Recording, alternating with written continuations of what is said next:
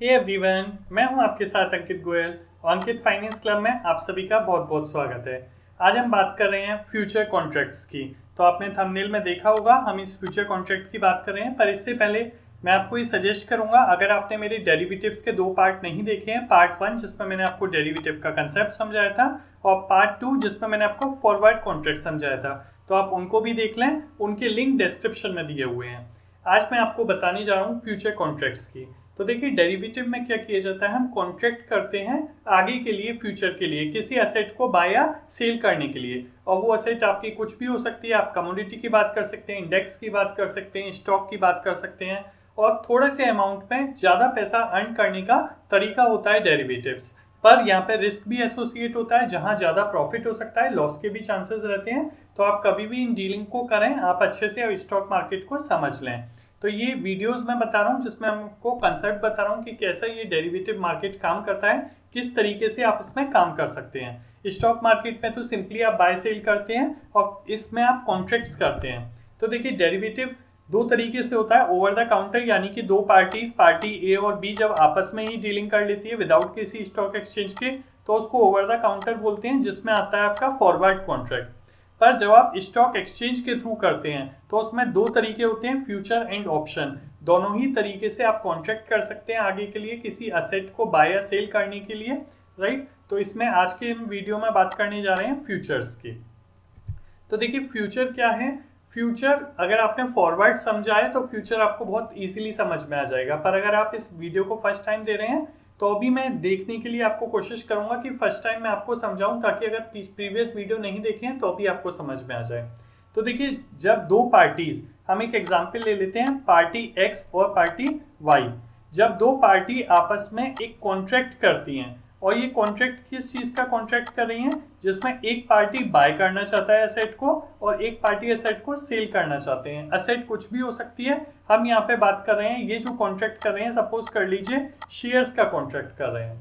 अब देखिए, कॉन्ट्रैक्ट क्यों किए जाते हैं। अगर आप किसी शेयर को अभी बाय करना चाहते हैं तो आप स्पॉट मार्केट में, कैश मार्केट में अभी भी बाय करके अपनी डीमेट अकाउंट में ले सकते हैं। पर सपोज कर लीजिए आपको लगता है कि प्राइसेस आके जाके बढ़ जाएंगे और आप अभी नहीं बाय करना चाहते, फ्यूचर में उसी प्राइस पे बाय करना चाहते हैं, तो आप किसी के साथ कॉन्ट्रैक्ट कर लेते हैं, राइट। तो इसी कॉन्ट्रैक्ट को बोला जाता है फ्यूचर कॉन्ट्रैक्ट। तो एक बार पढ़ लेते हैं। फ्यूचर कॉन्ट्रैक्ट एक कॉन्ट्रैक्ट है, और किस चीज का कॉन्ट्रैक्ट है, टू बाय और सेल एन एसेट, जिसमें एक पार्टी बाय करेगी और एक सेल करेगी, तो बिटवीन 2 पार्टीज होता है। और ये जो कॉन्ट्रैक्ट किया जाता है वो या तो आइदर 1 मंथ के लिए, 2 मंथ के लिए या 3 मंथ्स के आगे के लिए आप कॉन्ट्रैक्ट कर सकते हैं।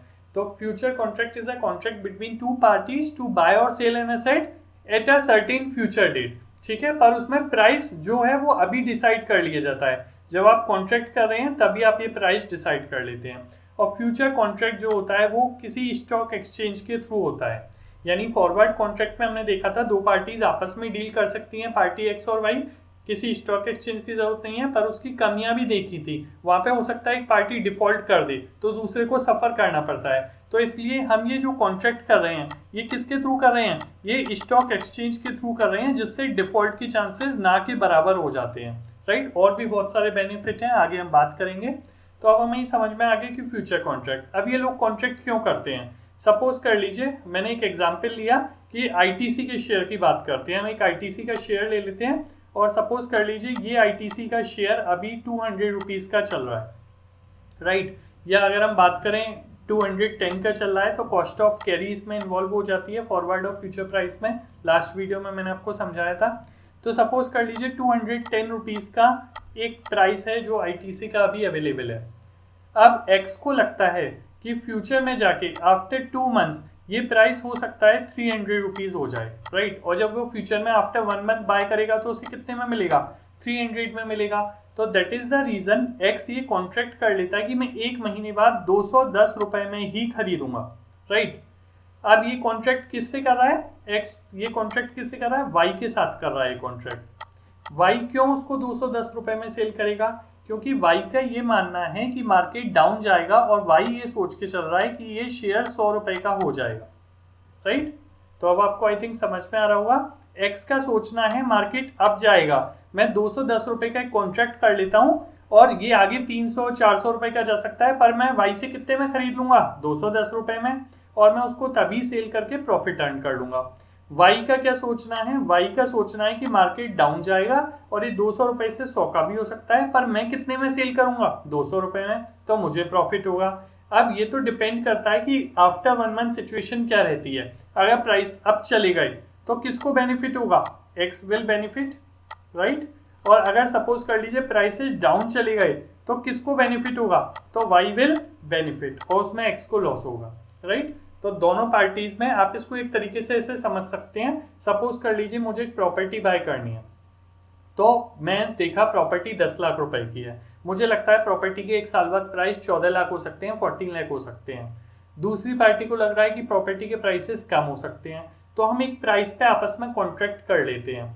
आप सपोज कर लीजिए हमने 10 लाख पे कॉन्ट्रैक्ट कर लिया प्रॉपर्टी का।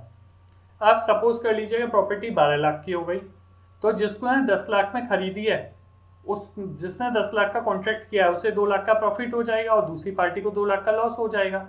अगर सपोज कर लीजिए प्रॉपर्टी 8 लाख की हो जाती है, तो खरीदनी तो 10 लाख में पड़ेगी, राइट। तो 2 लाख का लॉस हो जाएगा जिसने प्रॉपर्टी खरीदी है, और जिसने बेची है उसे 2 लाख का प्रॉफिट हो जाएगा। तो इस तरीके से आप फ्यूचर के लिए जो कॉन्ट्रैक्ट कर लेते हैं आज ही 2 पार्टीज, उसे बोला जाता है आपका फ्यूचर कॉन्ट्रैक्ट। कुछ चीजें आप ध्यान रखेंगे फ्यूचर कॉन्ट्रैक्ट में। आज की डेट सपोज कर लीजिए 22 मार्च है, 22 मार्च को हमने कॉन्ट्रैक्ट किया, 2 महीने का कर रहे हैं, तो 2 महीने जब कंप्लीट हो जाएंगे तो एक्सपायरी डेट कब होगी, 22 मार्च 2021 को। मार्केट प्राइस आपका स्पॉट मार्केट प्राइस, अभी मार्केट प्राइस कितना है, 200 रुपए का आईटीसी का, पर जो प्राइस फॉर डिलीवरी, इसमें थोड़ी सी कॉस्ट ऑफ कैरी ऐड कर दिया जाता है। क्यों कर दिया जाता है, लास्ट वीडियो में बताया था मैंने, आप उस वीडियो को भी देख लें, फॉरवर्ड कॉन्ट्रैक्ट वाला, आपको समझ में आ जाएगा। और ये हमेशा लॉट में होता है, ठीक है। जनरली हम शेयर मार्केट में, स्पॉट मार्केट में खरीदते हैं तो वहां पे तो आप करते हैं 10 शेयर, 20 शेयर, 50 शेयर, पर यहाँ पे एक लॉट होता है 500 शेयर का, 600 शेयर का, 1000 शेयर का, और जो आप बाय करते हैं वो लॉट बाय करते हैं। अगर आप एक लॉट बाय कर रहे हैं तो आपने कॉन्ट्रैक्ट कितने शेयर का किया, 1000 शेयर का। अगर आप 2 लॉट का कॉन्ट्रैक्ट करते हैं तो आपका शेयर कितने हो गए, 2000 शेयर का। यानी इन लॉट्स में आप फ्यूचर के लिए कॉन्ट्रैक्ट करते हैं। अब एक्स और वाई पार्टी को ऐसा नहीं है 1000 शेयर या 2000 शेयर बाय कर रहे हैं तो 1000 इंटू 210 पे करना पड़ेगा। अभी क्या करना पड़ता है, ये आपका जो स्टॉक एक्सचेंज है, ये पार्टी एक्स है, ये पार्टी वाई है, राइट।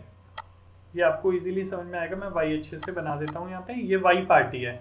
अब ये जो कॉन्ट्रैक्ट कर रहे हैं, और कितने कॉन्ट्रैक्ट किए, 1000 शेयर्स के सपोज कर लीजिए, और एक शेयर कितने का है, 100 रुपीज का।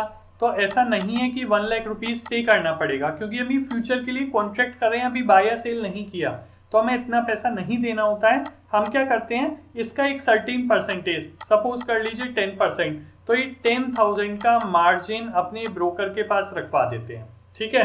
अब शेयर में जैसे जैसे प्लस माइनस होता रहता है, अगर शेयर सपोज कर लीजिए 100 रुपीज से 90 रुपीज हो जाता है, तो 10 रुपीज का किसको लॉस हो गया, राइट। तो एक्स के अकाउंट से, मार्जिन अकाउंट से वो 10,000 कट जाएंगे, वाई के पास जमा हो जाएंगे।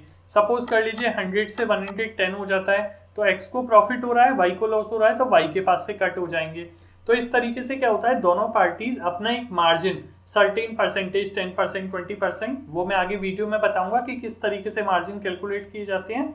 तो ये क्या करते हैं, एक मार्जिन डिपॉजिट करा देते हैं स्टॉक एक्सचेंज के पास, ब्रोकर के पास, और जैसे इनके पास शेयर के प्राइस अप डाउन होते रहते हैं, एक्सपायरी से पहले इनके मार्जिन अकाउंट में प्लस माइनस होते रहते हैं, और अगर मार्जिन कम पड़ जाता है तो इन्हें और जमा कराना पड़ता है। अब देखिए इसका बेनिफिट क्या हो गया, अगर आप कैश मार्केट में बाय करते तो कैश मार्केट में आपको कितने रुपीस की रिक्वायरमेंट थी, 1 लाख रुपीस की रिक्वायरमेंट थी, पर यहाँ पे मार्जिन से काम चल गया, और हो सकता है आपका 10,000 से 20,000 के बीच में आप ये कॉन्ट्रैक्ट कर सकते हैं। पहला बेनिफिट ये हो गया।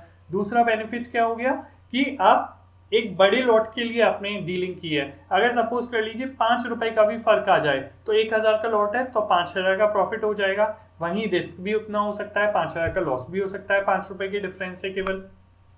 तो ये सारे बेनिफिट है, और फ्यूचर के लिए आपने एक फिक्स प्राइस डिसाइड कर ली अभी से।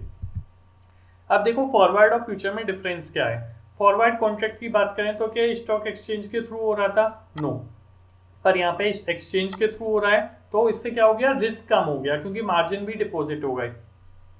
फॉरवर्ड कॉन्ट्रैक्ट रेगुलेट नहीं होता था, 2 पार्टीज के बीच डायरेक्टली होता था, पर ये क्योंकि स्टॉक एक्सचेंज के थ्रू होता है तो इसके जो नियम है, रूल्स रेगुलेशन है, वो स्टॉक एक्सचेंज के थ्रू डिसाइड होते हैं। ये पूरी तरीके से रेगुलेटेड होता है, डिफॉल्ट नहीं होता है। अगर स्टैंडर्डाइज की बात करें तो मैंने इसमें कहा लॉट फिक्स होते हैं, 1000 का, 600 का, डेट फिक्स होती हैं हर मंथ की थर्सडे को। ये आपका जो एक्सपायरी होती है वो एक्सपायरी फिक्स होती है हर मंथ के एंड में थर्सडे को। पर इसमें ऐसा कुछ नहीं था, तो ये स्टैंडर्डाइज होते हैं in terms of quantity, in terms of expiry date. Counter party risk future में नहीं होता है क्योंकि स्टॉक एक्सचेंज के थ्रू है, पर यहाँ पे काउंटर पार्टी रिस्क होता है, कोई भी डिफॉल्ट कर सकता है। यहाँ पे मार्जिन देना पड़ता है, मैं आपको बताया अपफ्रंट मार्जिन, और यहाँ पे मार्जिन नहीं देना पड़ता है। तो आई थिंक आपको समझ में आया होगा कि फॉरवर्ड कॉन्ट्रैक्ट क्या होते हैं। फॉरवर्ड कॉन्ट्रैक्ट हो रहे थे जो डायरेक्ट पार्टीज के बीच में हो रहे थे, और फ्यूचर कॉन्ट्रैक्ट किसके थ्रू हो रहे हैं, स्टॉक एक्सचेंज के थ्रू हो रहे हैं, जिसमें आपकी कुछ चीजें स्टैंडर्ड हो जाती हैं, जैसे क्वांटिटी फिक्स हो जाती है आपकी, रिस्क नहीं होता है इसमें, लिक्विडिटी ज्यादा बढ़ जाती है। तो बहुत सारे बेनिफिट हैं फ्यूचर कॉन्ट्रैक्ट के। अब देखिए फ्यूचर कॉन्ट्रैक्ट से रिलेटेड कुछ इंपॉर्टेंट बातें। एक्सपायरी डेट में आपको बता चुका हूँ, इसमें जो मंथ की लास्ट डेट होती है उस दिन एक्सपायर होता है। तो अगर आप बात कर रहे हैं मार्च की, तो मार्च मंथ का जो भी लास्ट डेट होगा, एक्सपायरी होगी उस दिन वो होगा। सपोज कर लीजिए आज 23 है ट्यूसडे को, तो 25 जो मार्च होगा वो एक्सपायरी होगी। इसी तरीके से अप्रैल में बात करेंगे तो शायद अप्रैल में 29 को है एक्सपायरी, और आप उससे पहले भी एग्जिट हो सकते हैं अपोजिट पोजीशन लेके। इनिशियल मार्जिन रिक्वायरमेंट होता है फ्यूचर्स में, जैसे मैं बताया 1 लाख की ट्रेडिंग कर रहे हैं आप, तो 1 लाख नहीं देने पूरे, आपको 10,000 20,000 जो परसेंटेज है एनएससी की वेबसाइट से पता लग जाता है, आपको उतना परसेंट मार्जिन देके कॉन्ट्रैक्ट कर सकते हैं। और डेली के डेली प्राइसेस में जितना फ्लक्चुएशन होगा उस फ्लक्चुएशन के अकॉर्डिंग आपको अपना मार्जिन मेंटेन करना होगा, जिसे बोला जाता है मार्क टू मार्जिन। अब इसकी बात करें अगर, तो ये जो कॉन्ट्रैक्ट्स हैं ये कॉन्ट्रैक्ट हैं, आपने एक्चुअल में बाय या सेल नहीं किया, हो सकता है कैश टाइटल डी हो जाए, आपको डिलीवरी नहीं हो, तो इसलिए इसमें कोई ओनरशिप नहीं होती। जैसे अगर आप कैश मार्केट में शेयर बाय करते हैं तो आपको डिविडेंड मिल सकता है, बोनस मिल सकता है, ओनरशिप मिलती है। पर यहाँ पे तो आप एक केवल कॉन्ट्रैक्ट कर रहे हैं बाय और सेल का, जो फ्यूचर डेट में एग्जीक्यूट होगा, और जब एग्जीक्यूट होगा तो केवल जो प्राइस में चेंजेस होंगे वो प्लस माइनस दो पार्टीज के बीच में ट्रांसफर हो जाएगा। जिसको प्रॉफिट हुआ है लॉस मेकिंग कंपनी उसको, लॉस मेकिंग इंडिविजुअल उसको ट्रांसफर कर दिया, तो इसमें कोई ओनरशिप नहीं होती, और साथ ही साथ कोई शेयर्स भी डिलीवर नहीं होते हैं। तो आई थिंक आपको समझ में आया होगा फ्यूचर क्या है। तो डेरिवेटिव के 3 पार्ट में बना चुका हूँ अभी तक। पहले मैं बताया था डेरिवेटिव क्या होता है पार्ट 1 में। पार्ट 2 में आपको बताया कि फॉरवर्ड क्या होते हैं। फॉरवर्ड कॉन्ट्रैक्ट्स में कुछ कमियां थी, स्टॉक एक्सचेंज के थ्रू नहीं होता था, रिस्क रहता था, इसलिए फ्यूचर्स के ऊपर हम आए। तो फ्यूचर्स में हमने देखा कि कॉन्ट्रैक्ट हो रहा है, पर फ्यूचर्स की बात करें तो फ्यूचर्स में ऑब्लिगेशन है, यानी 2 पार्टीज हैं जिसमें दोनों पार्टीज को अपना जो इन्होंने कॉन्ट्रैक्ट किया है वो पूरा करना पड़ेगा। पर एक ऐसे भी कॉन्ट्रैक्ट होते हैं जिसमें आपके पास चॉइस होती है कि आप कॉन्ट्रैक्ट, अगर आपको फायदा हो रहा है तो उस कॉन्ट्रैक्ट को आप एग्जीक्यूट करिए, अदरवाइज मत करिए, तो वो उसको बोला जाता है ऑप्शंस। तो ऑप्शन का नेक्स्ट वीडियो बनाने जा रहा हूं मैं, तो चैनल सब्सक्राइब नहीं किया हो तो सब्सक्राइब करने, साथ ही साथ बेल आइकन जरूर प्रेस करिएगा। आगे हम बात करेंगे कि किस तरीके से एक इंडिविजुअल एक कॉन्ट्रैक्ट कर सकता है, और अगर उसको फायदा हो रहा है तो वो उसको एग्जीक्यूट करे, अदरवाइज ना करे, जिसे हम ऑप्शन कहते हैं। तो बनी रहिए हमारे वीडियो में, आगे हम लेके आएंगे ऑप्शंस को। Thank you.